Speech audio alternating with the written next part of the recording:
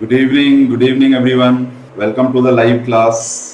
आज हम फिजिक्स के दूसरे टॉपिक पे जा रहे हैं, second topic which is laws of motion. Laws of motion पे बहुत सारे क्वेश्चन तो नहीं पूछे जाते हैं, but it is basis of so many other problems. मतलब ये आपको पूरे फिजिक्स में हर जगह यूज होता हुआ दिखेगा। तो मैं आज उसमें से कुछ वैसे टॉपिक्स, वैसे प्रॉब्लम्स डिस्कस करने वाला हूं जो कि आईआईटी में ज्यादा पूछा जाता है। आईआईटी एडवांस में जो ज्यादा पूछा जाता है, ऐसे टॉपिक्स कुछ मैं डिस्कस करने वाला हूं। मोस्टली तुम देखोगे आईआईटी में फ्रिक्शन के ऊपर, सर्कुलर मोशन के डायनामिक्स के ऊपर, कुछ थोड़े बहुत कांस्टेंट के ऊपर क्वेश्चंस ज्यादा पूछे जाते हैं।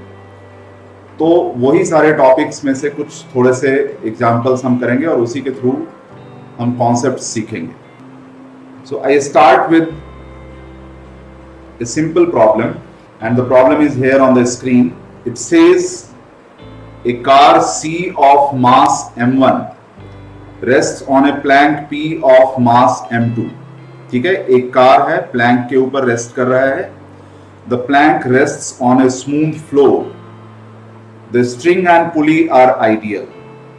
Ideal string का मतलब है massless, inextensible, ठीक है, लेंथ उसका चेंज नहीं होना। और आइडियल पुली का मतलब मासलेस और फ्रिक्शनलेस, ठीक है। The car starts and moves towards the pulley with some acceleration, ठीक है। अब कार का इंजन स्टार्ट हुआ, व्हील घूमना शुरू हुआ और ये टुवर्ड्स राइट जा रहा है, पुली की तरफ जा रहा है। तो आपको इसमें से बताना है चारों ऑप्शंस में से कौन कौन से ऑप्शंस सही है।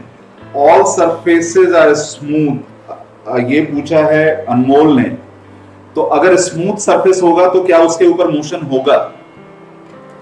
कार क्या स्मूथ सरफेस के ऊपर मूव कर पाएगा? क्योंकि इसमें लिखा हुआ है the car moves towards the pulley with some acceleration. इसका मतलब सरफेसेस स्मूथ नहीं है, ठीक है। अच्छा, प्लैंक और फ्लोर के बीच में कोई फ्रिक्शन नहीं है, ये दिया हुआ है। प्लैंक और फ्लोर के बीच में कोई फ्रिक्शन नहीं है, ठीक है। बाकी कार और प्लैंक के बीच में फ्रिक्शन होना ही होना है।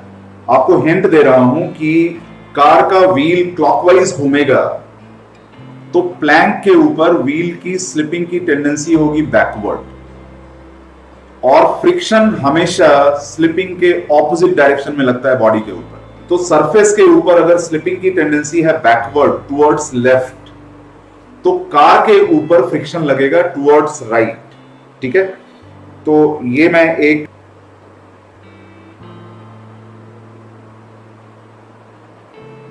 ड्रॉ करके तुमको दिखा देता हूं कि कार पे फ्रिक्शन लग रहा है टुवर्ड्स राइट और प्लैंक पे फ्रिक्शन लग रहा है, इसी का रिएक्शन फोर्स F, ठीक है। दोनों F इक्वल होगा।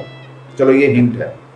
अब इसके बाद आप और कर सकते हैं। इसमें देखो धागे से भी बांधा हुआ है, so there can be tension here and here. This is M1 and this is M2, ठीक है। ओके, एक्सेलरेशन हम कार का लिख सकते हैं फोर्स और मास के टर्म्स में। तो पहले मुझे ये नहीं पता कि धागे में टेंशन है या नहीं।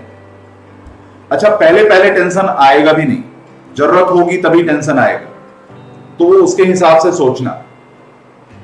तो पहले एज्यूम कर लो कि टेंशन नहीं है, उसके बाद जरा A1 और A2 इनको लिखो और फिर सोचो क्या क्या पॉसिबिलिटी है, ठीक है। मासेस M1 M2 का रिलेशन हमको less than, greater than, equal to, ये सारा सोच करके सोचना है कि टेंशन आएगा या नहीं आएगा, एक्सेलरेशन सेम होगा, डिफरेंट होगा, ये सोच के बताओ। शिवांशु ने कहा बट हमें ये नहीं पता कि कार का मास कम है जो हम फ्रिक्शन सेम दिखा रहे हैं। बेटा देखो, जो ये फ्रिक्शन प्लैंक और कार के ऊपर हम दिखा रहे हैं, ये एक्शन रिएक्शन फोर्सेस हैं, इनको तो सेम होना ही है, इसमें तो कोई डाउट ही नहीं है, इनको सेम होना है। ओके, एक्सेलरेशन A1 हो जाएगा F अपॉन M1 और एक्सेलरेशन A2 हो जाएगा F अपॉन M2। अब एक एक करके सोचते हैं। पहला सोचते हैं M1 ग्रेटर देन M2, क्योंकि पहला ऑप्शन में यही दिया हुआ है M1 ग्रेटर देन M2। तो बताओ मुझे इसमें एक्सेलरेशन किसका ज्यादा होगा, कार का, प्लैंक का? प्लैंक का एक्सेलरेशन बैकवर्ड, टेंशन हम अभी नहीं ले रहे, इसको देखना होगा कि ये अपीयर होगा या नहीं होगा, ठीक है। तो ये A2 और कार का एक्सेलरेशन इधर A1। चलो बताओ कौन सा एक्सेलरेशन ज्यादा होगा? First case M1 greater than M2।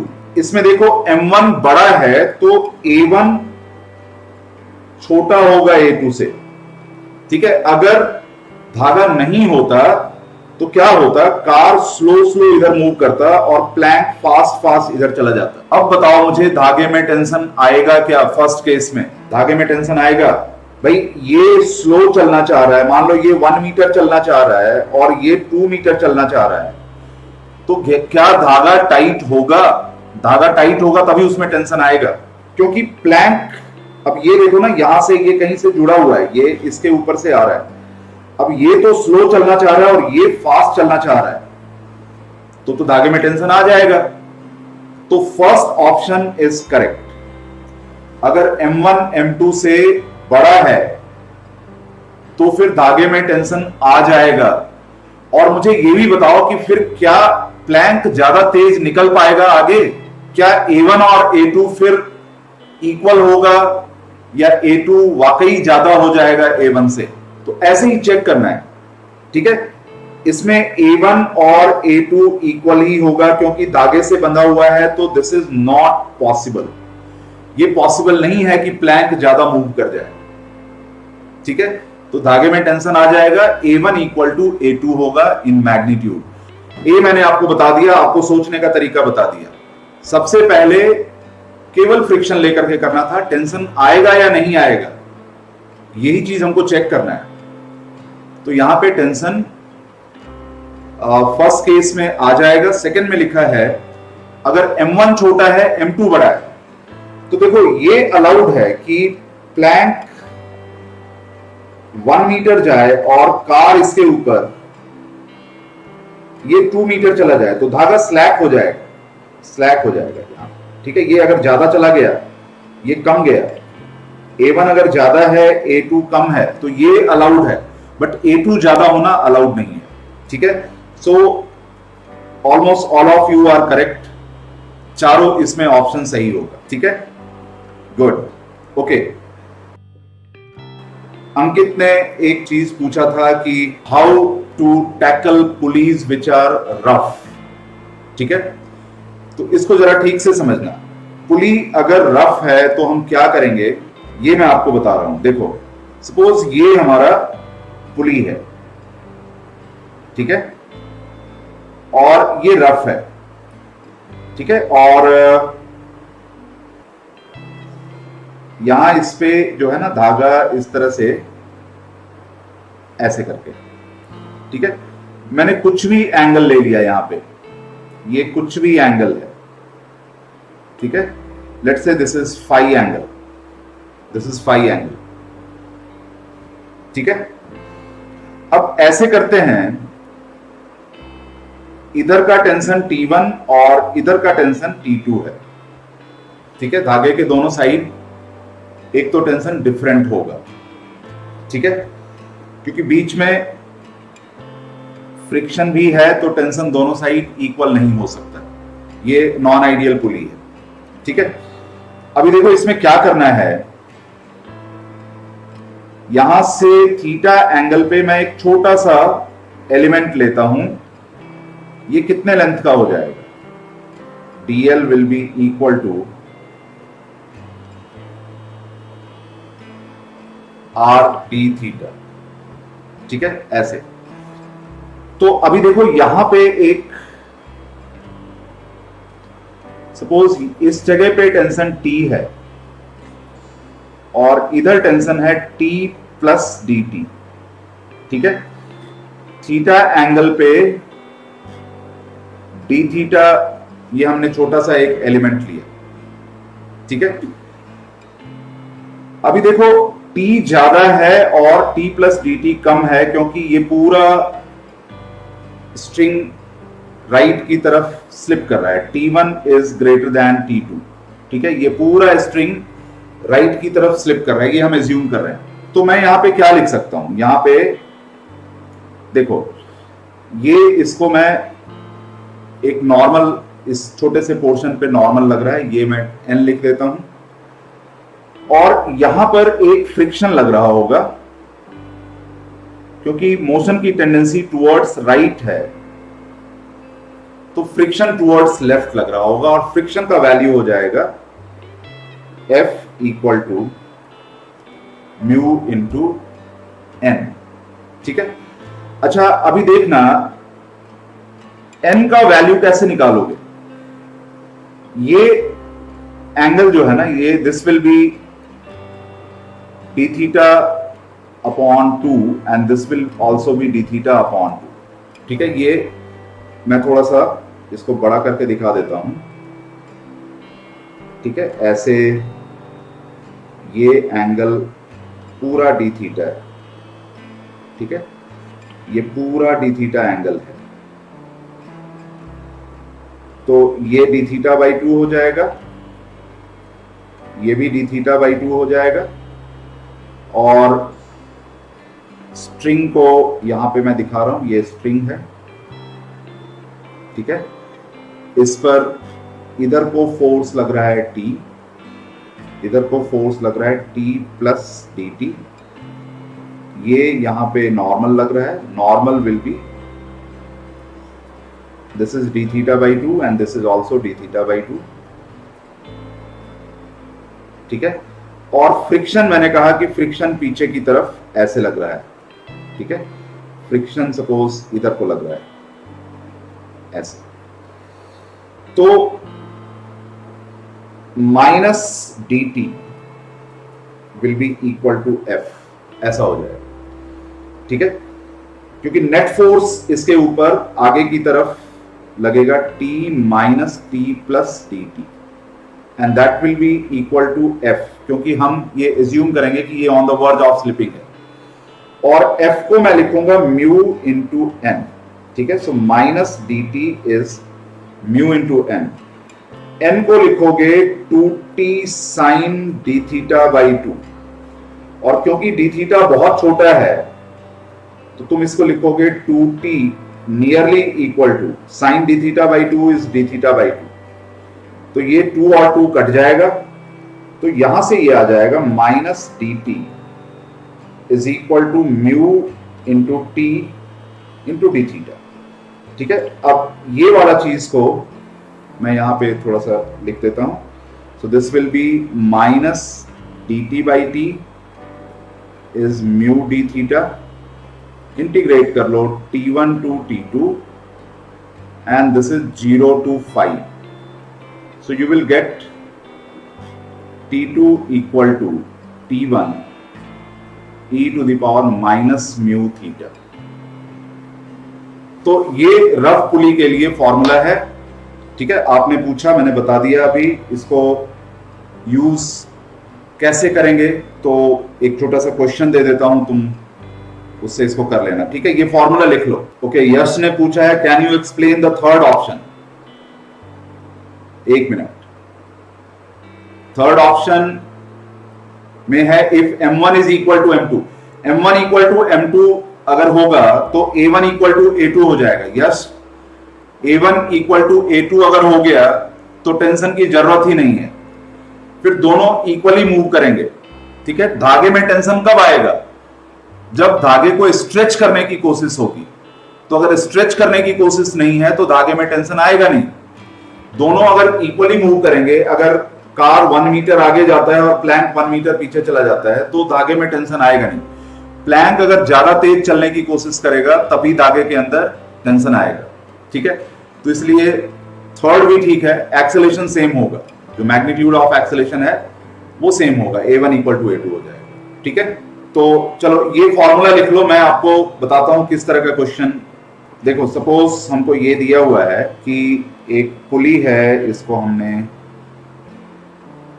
लटकाया हुआ है और इसका रफनेस म्यू है।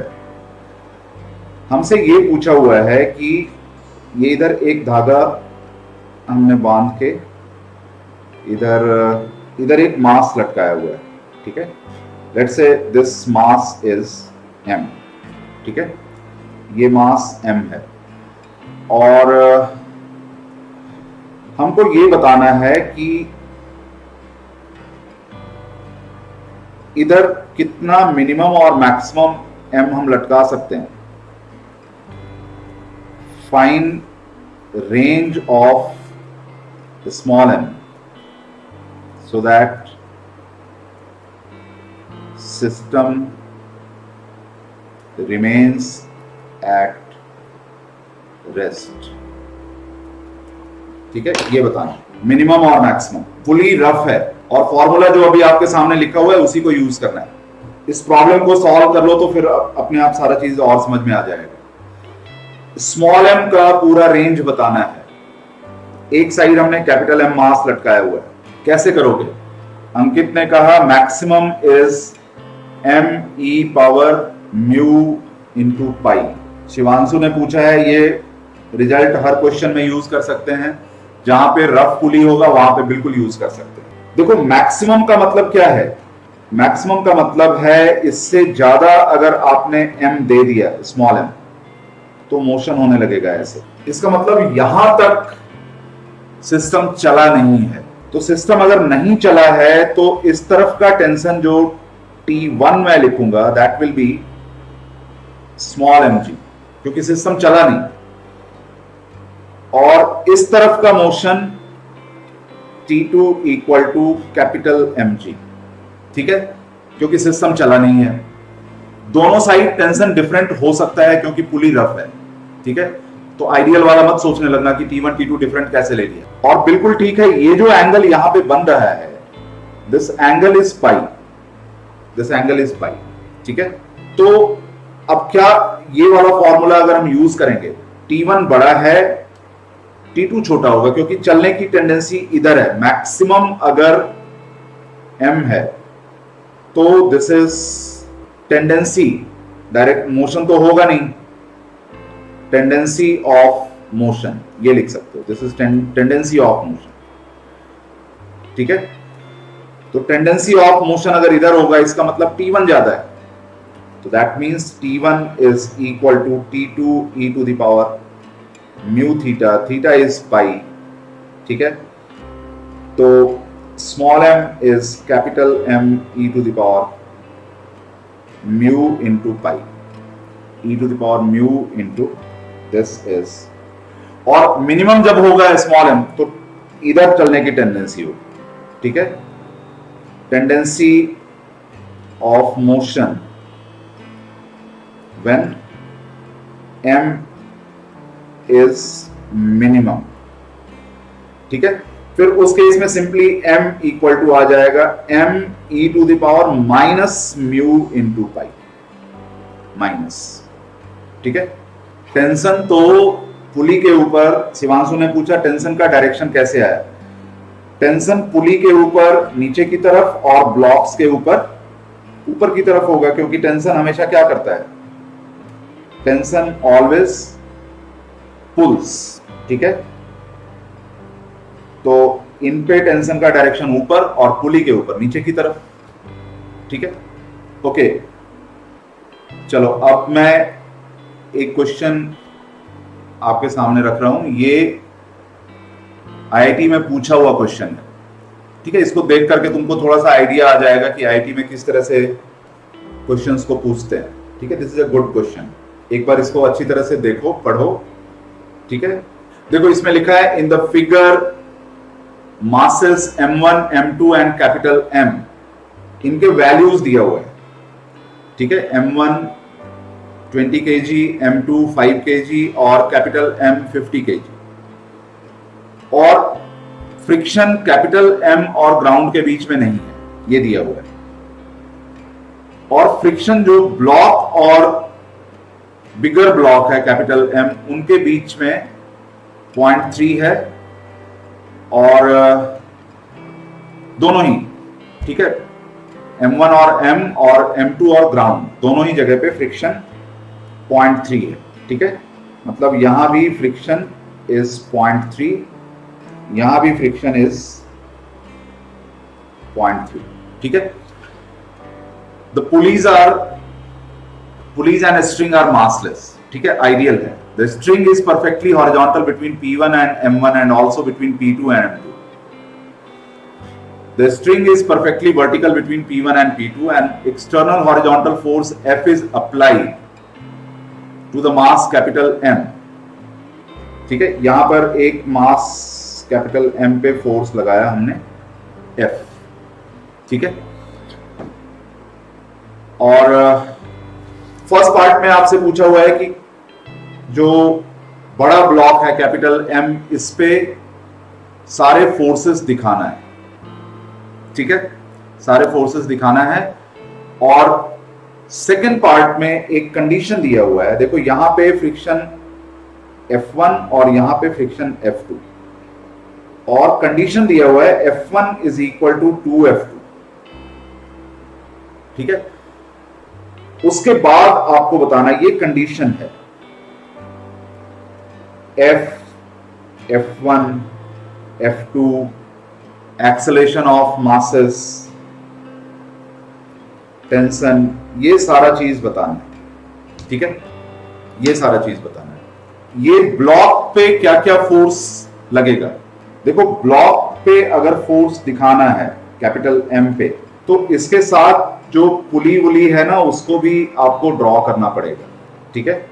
अब बताओ मुझे क्या क्या फोर्स लगेगा, इनमें इक्वेशंस लिखने होंगे, ठीक है। जो सेकंड पार्ट है उसको करने के लिए इक्वेशन सारा लिखना होगा, क्या क्या फोर्स लगेगा। देखो सबसे पहले तो इसका वेट दिखा देना है, ठीक है। इसके बाद देखना है किस किस चीज के कांटेक्ट में है। तो एक तो जो ब्लॉक है ऊपर उसके कांटेक्ट में है, ठीक है। नितिकेश ने कहा weight and F and friction, ठीक है, F तो लग ही रहा है, बिल्कुल ठीक बोल रहे हो। फ्रिक्शन किधर लगेगा, कैपिटल M पे फ्रिक्शन किधर लगेगा, राइट या लेफ्ट, नितिकेश, ओके, नॉर्मल रिएक्शन, बिल्कुल ठीक बोल रहे हैं सुकरण, यहां पे नॉर्मल रिएक्शन लगेगा। और बताते जाओ, एक इस वेट की वजह से यहां पे भी एक नॉर्मल रिएक्शन लगेगा एंडेस्ट। और फ्रिक्शन किधर लगेगा, गायत्री ने कहा टुवर्ड्स राइट, ब्लॉक के ऊपर फ्रिक्शन, कैपिटल M के ऊपर, बड़े ब्लॉक के ऊपर, ठीक है। मैं इसको फॉर द टाइमिंग वेज बोल ले रहा हूं। तो ये वेज के ऊपर तुम बोल रहे हो कि फ्रिक्शन लगेगा राइट की तरफ। अच्छा, इसका मतलब क्या है, वो जो छोटा वाला ब्लॉक है उसमें फ्रिक्शन लेफ्ट की तरफ लगेगा। तो तुम मुझे ये बताओ कि अगर फ्रिक्शन नहीं होता तो क्या ये ब्लॉक की टेंडेंसी आगे जाने की होती या पीछे जाने की होती। ब्लॉक का पूछ रहा हूं, छोटे वाले ब्लॉक का, ये पीछे जा रहा हो, स्लिप करके पीछे जाता क्योंकि उस पर एक टेंशन लग रहा होता। तो उस केस में इस ब्लॉक के ऊपर जो छोटा वाला ब्लॉक है उस पे फ्रिक्शन लगेगा राइट की तरफ, ठीक है। इस पे फ्रिक्शन लगेगा राइट की तरफ, जो छोटा वाला ब्लॉक है इस पर फ्रिक्शन दिखाना है तो राइट की तरफ, और इस पे फ्रिक्शन दिखाना है तो लेफ्ट की तरफ, ठीक है। सो F1 इज दिस, ठीक है। हमेशा जो है वो चेक करना है कि अगर फ्रिक्शन नहीं होता तो स्लिपिंग कैसे होती। तो फिर अकेला एक टेंशन का फोर्स होता, वो उसको ब्लॉक को पीछे ले जाता लेफ्ट की तरफ। तो ब्लॉक के ऊपर फ्रिक्शन लगेगा राइट की तरफ, और जो वेज है वेज के ऊपर फ्रिक्शन लगेगा लेफ्ट की तरफ, ठीक है। अब ठीक है, बड़े पे लेफ्ट आएगा, ठीक है। तो अभी यहां पे, अच्छा इसके अलावा फिर टेंशन ऐसे लगेगा, टेंशन हर पुली पे दिखाना है और धागा जहां जहां पे भी होगा वहां वहां पे दिखाना है, ठीक है। तो यहां पर टेंशन यहां पे लगेगा और फिर यहां पे लगेगा। So these are the forces on the wedge या बिगर ब्लॉक, ठीक है। अभी देख लो, इसकी वजह से एंडेस्ट का एक रिएक्शन ये भी लगेगा इस पे नीचे की तरफ, एंडेस्ट और जो M1G है वो आपस में बैलेंस हो जाएगा, ठीक है। अब मुझे दो चीज बताओ, सबसे पहले ना फ्रिक्शन वाले प्रॉब्लम्स में हमको यही समझना होता है कि स्लिपिंग होगी या नहीं होगी। पहला काम तो यही फाइंड करना है। एक कंडीशन हमको और दे दिया है, F1 इक्वल टू 2F2। तो जरा सा F1 मैक्स और F2 मैक्स निकाल के देखते हैं। बताना जरा F1 मैक्स कितना होगा और F2 मैक्स कितना होगा। F1 मैक्स और F2 मैक्स ये बताना है। ये तो आसान है, F1 max is limiting friction और F2 मैक्स भी लिमिटिंग फ्रिक्शन है। लिमिटिंग फ्रिक्शन हमेशा म्यू इंटू एन होता है। तो जरा देख लो, यहां पे जो नॉर्मल रिएक्शन होगा ये 5 kg है, ठीक है। जो M2 है दैट इज 5 kg, ये है 20 kg और ये है 50 kg, ठीक है। ये तीनों मासेस हमको दिया हुआ है। F1 मैक्स जो होगा that will B mu into M1G and this can be 0.3 into 200 which is 60 Newton, and F2 max is mu into M2G, तो 50 into 0.3 this will be 15 Newton। अब मुझे बताओ कि क्या M1 और कैपिटल M के बीच में स्लिपिंग होगा। हमको ये कंडीशन दिया हुआ है F1 इक्वल टू 2F2, ठीक है। क्या स्लिपिंग होगा, कैपिटल M और M1 के बीच में स्लिपिंग होगा। F2 का मैक्सिमम वैल्यू कितना है 15, तो इसका मतलब F1 का मैक्सिमम वैल्यू यहां पे जो पॉसिबल है, जो दिया हुआ है, उसके अकॉर्डिंग मैक्सिमम वैल्यू कितना हो सकता है 30। अब बताओ स्लिपिंग होगी या नहीं होगी। बिल्कुल ठीक है, मोहक ने कहा स्लिपिंग नहीं होगी, बिल्कुल ठीक है, क्योंकि अगर स्लिपिंग होता तो फ्रिक्शन का वैल्यू लिमिटिंग फ्रिक्शन पे पहुंच जाना चाहिए था। लेकिन F1 का वैल्यू 15 है और F2 का वैल्यू 15 है और 2 टाइम्स F2 30 ही बनेगा। तो इसका मतलब F1 30 से ज्यादा नहीं हो सकता। इसका मतलब कैपिटल M और M1 ये साथ साथ मूव करेंगे। अब क्वेश्चन बहुत आसान है, इसमें पूरा जो ट्रिक था वो यहीं तक था, इसके आगे नहीं। इसके आगे बहुत इजी है, फटाफट बता दो, सारे आंसर्स बता दो। शिवांशु ने कहा friction will support movement of small block, बिल्कुल ठीक है। अब तो आसान है, अब तो कर सकते हो ना। ये देखो, अब तो ये दोनों साथ साथ मूव करेंगे, ठीक है। अब तो ये साथ साथ मूव करेंगे और अब मुझे बताओ क्या तीनों ब्लॉक्स का एक्सेलेरेशन एक जैसा होगा या फिर M2 डिफरेंट एक्सेलेरेशन होगा। देखो हमने कैपिटल M और M1 के बारे में कहा कि ये साथ साथ मूव करेंगे क्योंकि इनके बीच में स्लिपिंग नहीं हो सकती, ठीक है।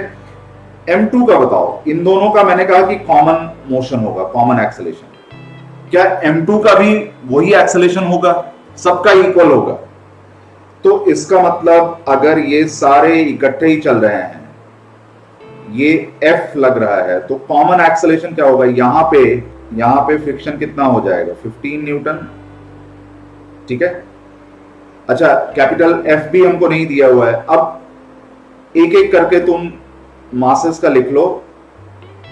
यहां पे M1 का लिख लो, M2 का लिख लो, ठीक है, और सबका कंबाइंड भी लिख लो, ठीक है। F माइनस 15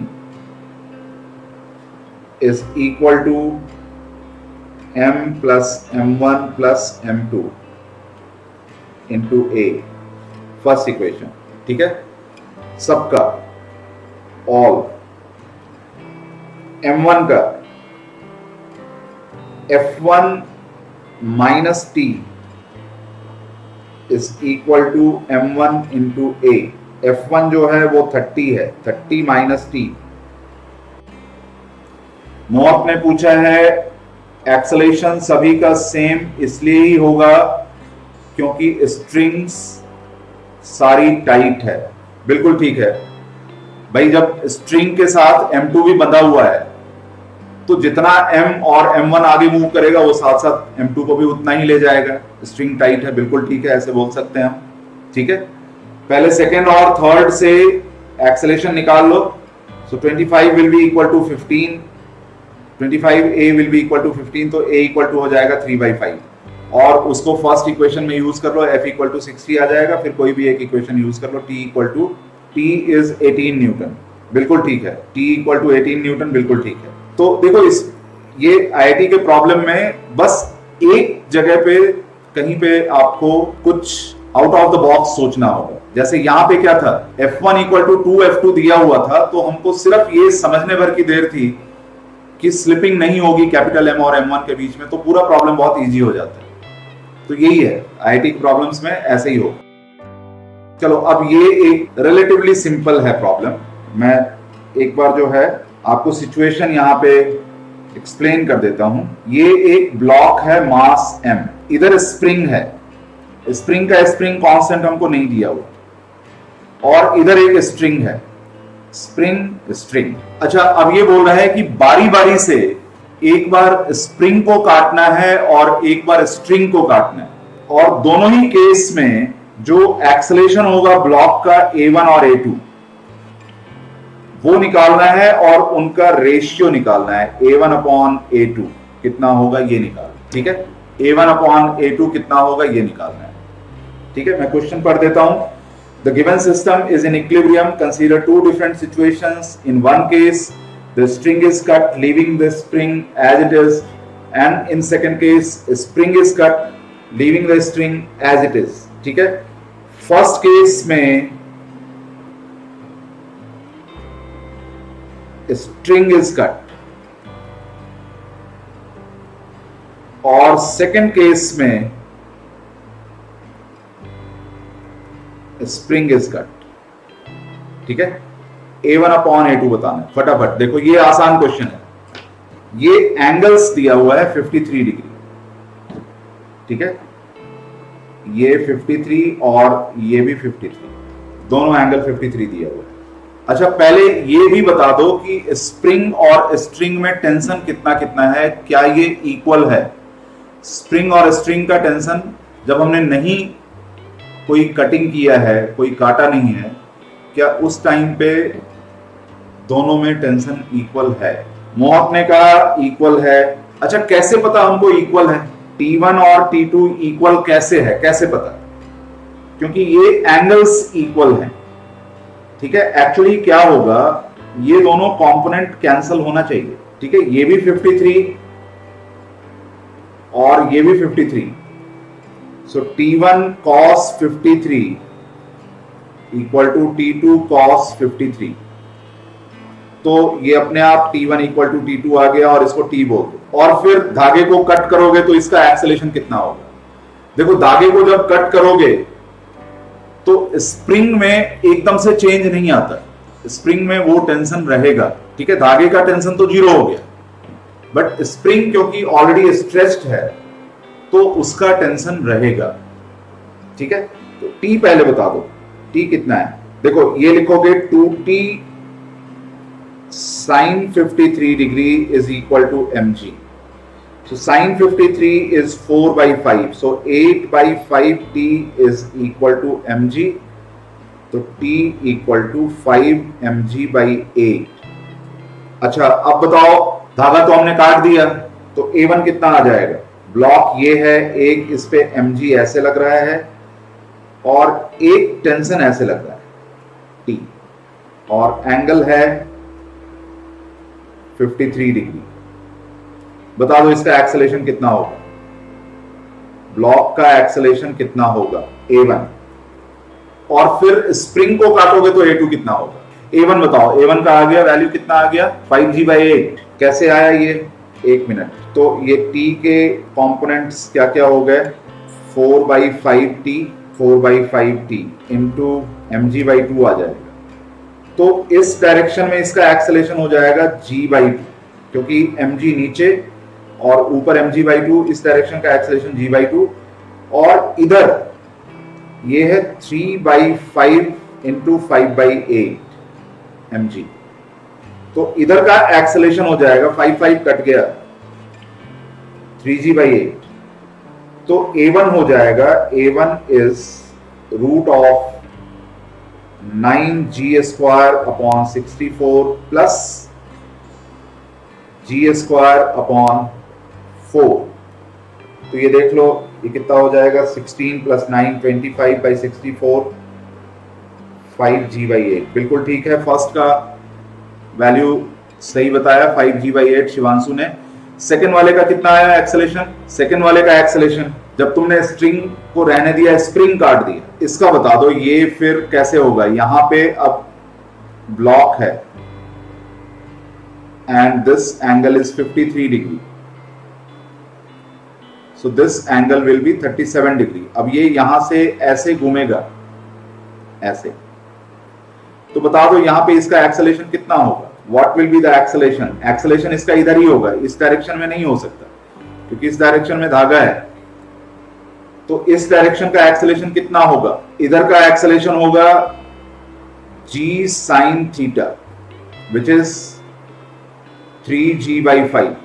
तो देख लो 5g/8 and 3g/5, 5g/8 upon 3g/5, so this is 25/24।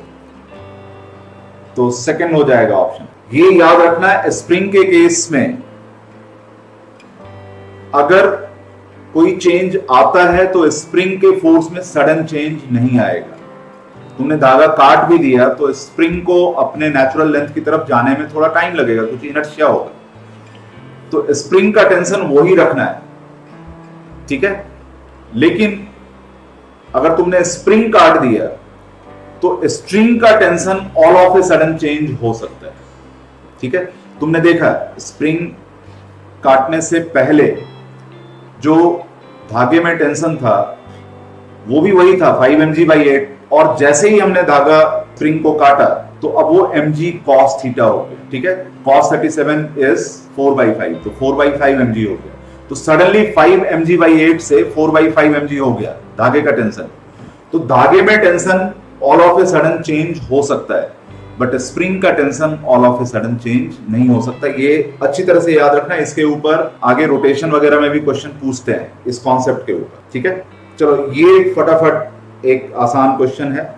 Two blocks with masses m1 and m2 are placed on a rough block. Initially, the block P is at rest and spring is relaxed. Now, the block P is given an acceleration a towards right. The coefficient of friction for the surfaces in contact are as shown. मतलब एक μ1 है और एक μ2 है, और μ2 μ1 से ज्यादा है। तो आपको बताना है कि किस कंडीशन के लिए, ठीक है। ये μ2 है और ये μ1 है and mu2 is greater than mu1।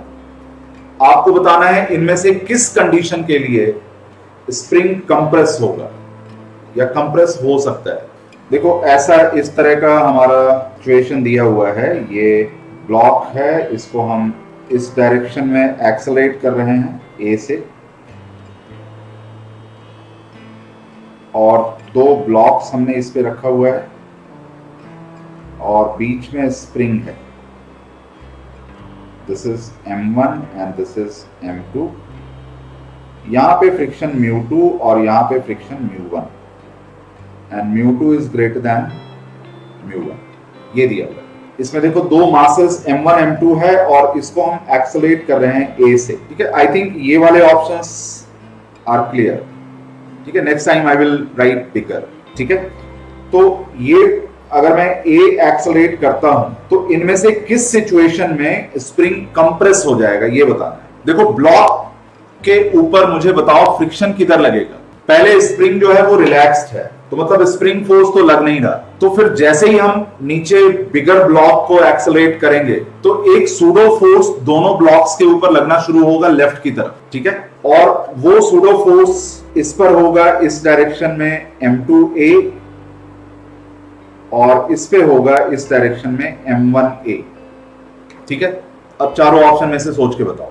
Okay, love ने कहा फ्रिक्शन विल एक्ट फॉरवर्ड, बिल्कुल ठीक है, आगे की तरफ लगेगा फ्रिक्शन, ठीक है। फ्रिक्शन विल एक्ट फॉरवर्ड क्योंकि फ्रिक्शन ही इसको वेज के साथ मूव करने के लिए फोर्स करेगा, F1 F2, ठीक है।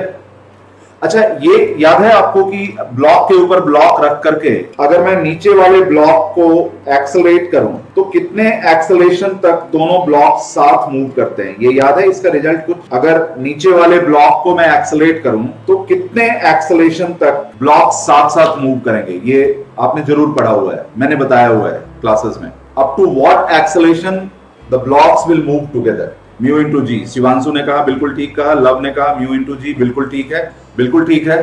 तो मुझे ये बताओ M1 और M2 इन दोनों में से स्लिपिंग किसकी पहले शुरू होगी और स्लिपिंग होगी किस डायरेक्शन में, ये भी बताना है।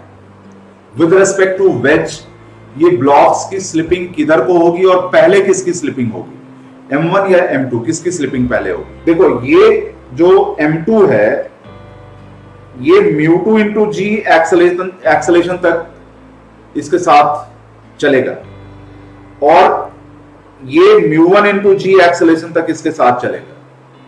अब क्योंकि μ1 जी छोटा है, क्योंकि μ1 छोटा है तो इसका मतलब M1 पहले स्लिप करने लगेगा और अगर M1 पहले स्लिप करेगा तो ये जाएगा लेफ्ट की तरफ, तो इसका मतलब स्प्रिंग स्ट्रेच होगा, कंप्रेस नहीं हो रहा है, यहां स्प्रिंग कंप्रेस नहीं हो रहा।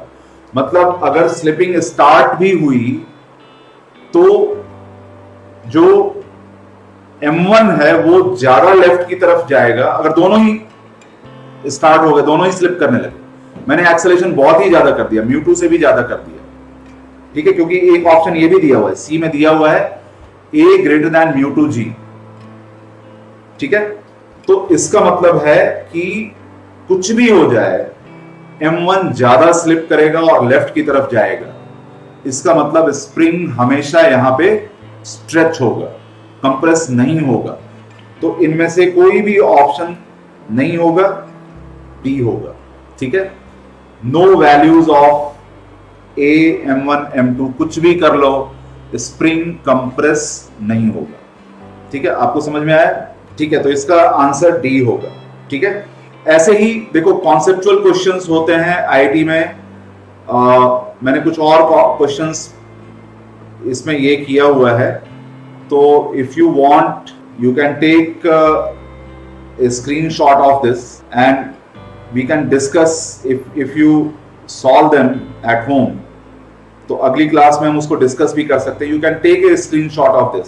सो थैंक यू बेटा, thank you all for joining the class.